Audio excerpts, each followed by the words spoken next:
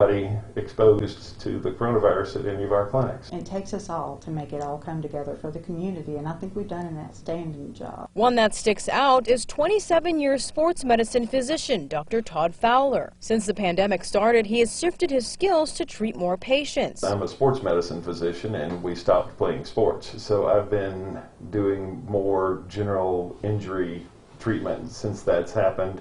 My partners have not been doing the elective surgery now for 2 months. We just started back last week. Dr. Fowler has expanded beyond orthopedics by delivering more than 300 bottles of hand sanitizer to the Salvation Army. Some friends of mine were in touch with some of the people that have moved their business over to making that, and so they had a big gallon, 5-gallon drum of some hand sanitizer that they got for us, and we grabbed and took it in our Rotary Club. He has built his patients' trust with constant communication and careful care. His patients absolutely adore him. They come back again and again and again to him, and we just think very highly of him. And best of all, he sticks to his values. Treat people the way that you would like to be treated, and that way, you'll always do the right thing. That is why he's our community hero. We would love to hear about the people in your area who make it a better place to live. Nominate them to become a community hero by logging on to WJHL.com. The preceding portion of Daytime Tri-Cities was sponsored by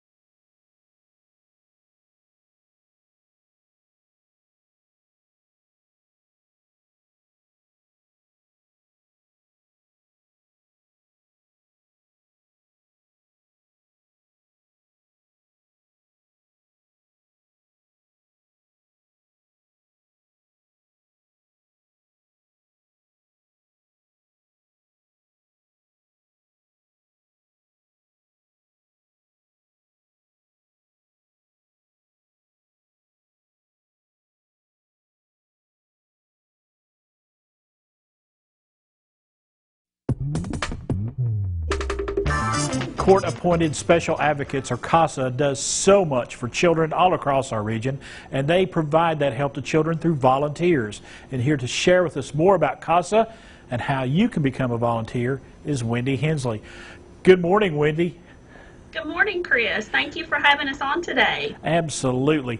Let's talk about this. Volunteers are the backbone when it comes to CASA, isn't it?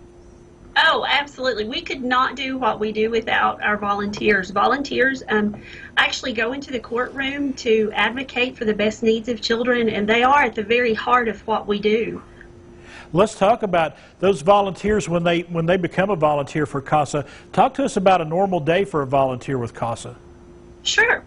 It can sound very intimidating when we just say, hey, we're going to put you in the courtroom and ask you to stand up for children who have been abused or neglected.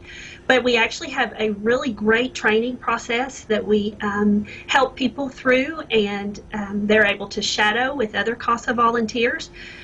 So that's how they would begin, with some training that's done in our office and now through Zoom, so that we can continue to keep everyone safe.